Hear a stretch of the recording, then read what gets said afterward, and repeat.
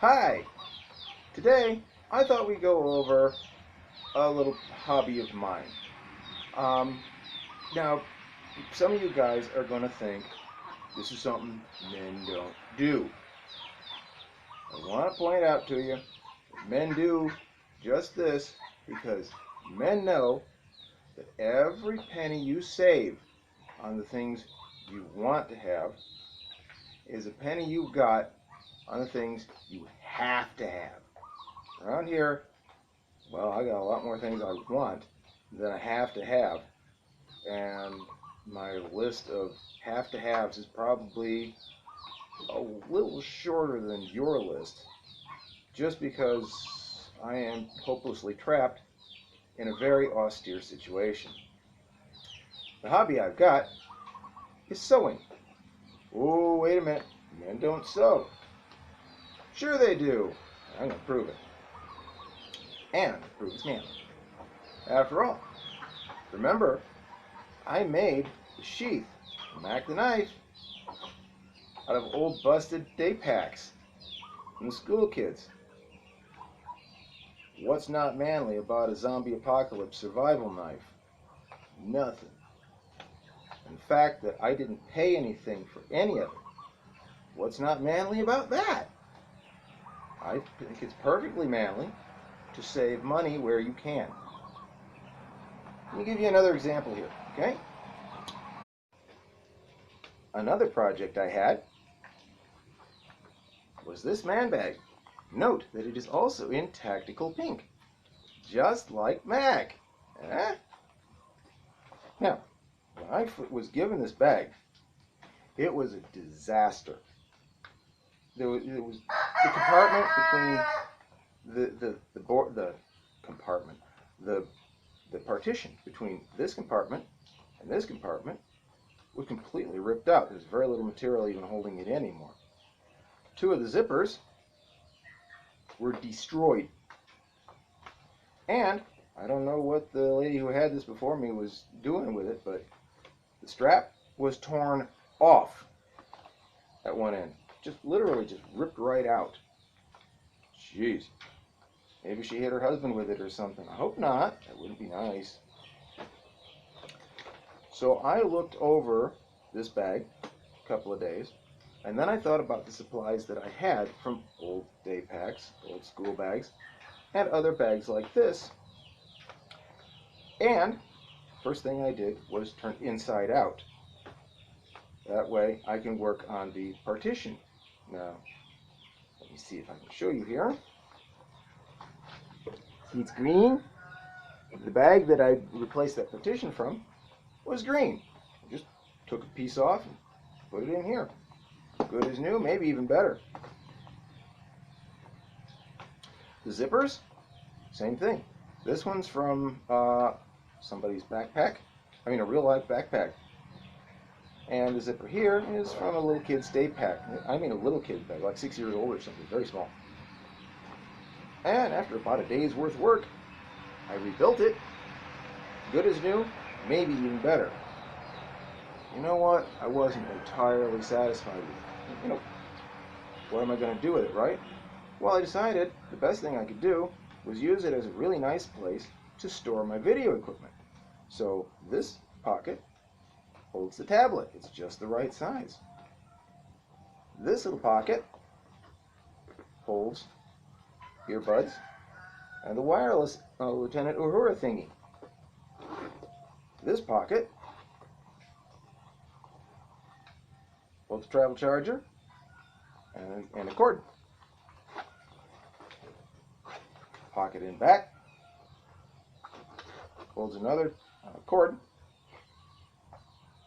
and a little light, LED light. And as soon as I can manage to get one, I'll probably try to find a way to cram a USB power bank in here so I can power the light, and then I'll actually have studio lighting. Working on it a piece at a time. Now remember, everything has to be on budget, and by on budget, I mean free. So I have a perfectly serviceable bag. Didn't cost me anything. But you'll notice I didn't mention anything about the main compartment here, and you'll see something blue. Well, studio bag should include catering, shouldn't it?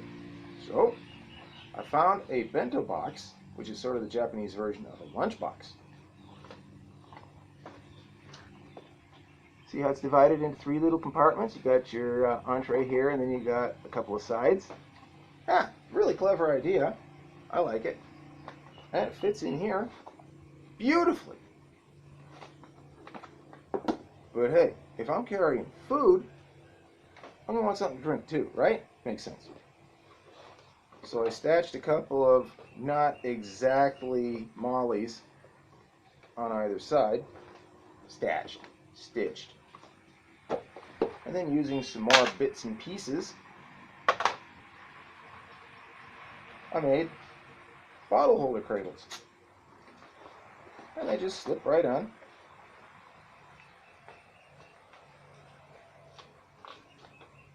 And I made them dismountable because I thought about it and I said, you know what, those are really ugly if there's not a bottle in them.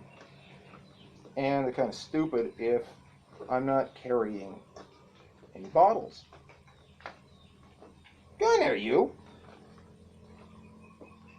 And he never wants to perform on camera. There we go, right? Jeez. I jammed on something there. There we go. See? And that's originally sized to hold a 350 milliliter bottle. Yeah, you can see a little better now.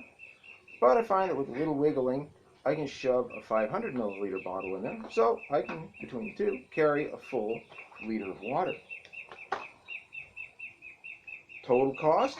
Nothing. And I've got a very nice bag that I can carry things in. But let me show you my largest project that I'm also still working on a little bit here and there as inspiration comes and parts slowly drift in. This is my bug out vest. This was originally simply a black mesh vest somebody gave me.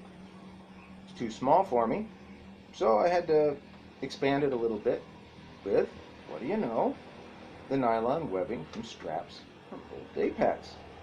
I took out the zipper, and I put some here, and I put some here, and I put the zipper back in. Wasn't quite big enough. Big surprise, it's made for these little Asian fellas. And I'm obviously not little or Asian. So I had to rip out the side and put in some strap there too. Now it fits fairly well.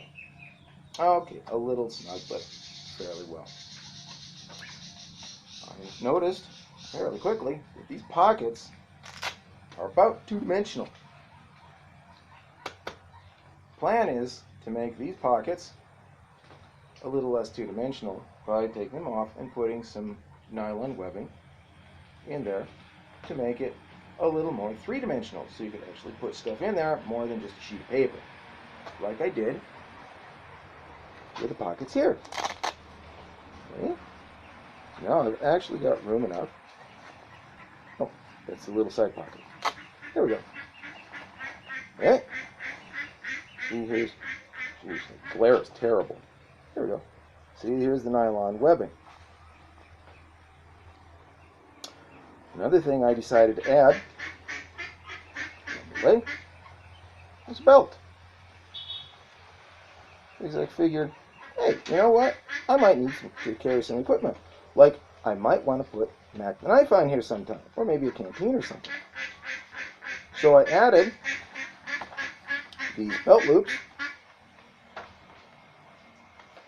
and found, about that time, an old duffel bag with a nylon strap. Now the bag was beyond hope. The strap was great. And I eventually found a buckle, a nylon buckle. The nylon buckle is slightly larger than the strap, but that's okay. Still goes. And I can put Mac or whatever else on there. Not a problem. The fun part comes, I'm back. Okay, here's the back. Pardon me while I hold it with my chin. Okay. Now, I decided I needed like a poacher's pouch or something on the back, but I had one of these available. So, I simply stitched it on. I added some nylon strapping again for reinforcement, and a little Molly compatible or Molly equivalent or Molly style webbing so I could attach things like this little pouch which says Nintendo DS, whatever that was. Probably some sort of a Game Boy or something. I then decided, well, you know what, I could be carrying things in here, but what if I want to carry water? I mean, if I'm going to walk considerable distance, I gotta have some water. So I made these little pouches. There we go. And this one, whoops, just happens to be a tea thermos. Well, not a thermos, but sun tea jar. And there's the screen for the tea bag, for the tea leaves or tea bag, whatever you want. And both of these bottles were found. And since they were abandoned and nobody wanted them, I found this one in an old building, and I found this one on the street. Looks like somebody dropped it while they were roaring down the road, so I made sure to wash it out good with hot soapy water and bleach and everything. But hi, yep, I did that, and it works really nice. The last thing I did was I put some more Molly on the bag, you see, wrapped it around, including underneath, and I put a couple of old dog collars. Now, if I start out in the morning and it's cold, maybe I'm wearing a jacket. Because, you know, if it's like rainy season and a tropical storm comes through, the temperature can get quite cold, especially by morning. I've got to go out early. I'll be wearing the jacket. And I do have a jacket because sometimes it really does get that cold. But once the air starts heating up, I'm dying from the heat. What do? Take it off, roll it up, oops, and hold it in the dog leashes, or dog collars. Quick, cheap, easy, simple solution. Didn't cost me anything. So if some dumbass from the 1970s tells you men don't do this, men don't do that, or real men, you know, like real men don't eat quiche, you know what I say? Real men eat anything they dang well please, and don't worry about what some moron from 1970 says. That's what real men do. See you later.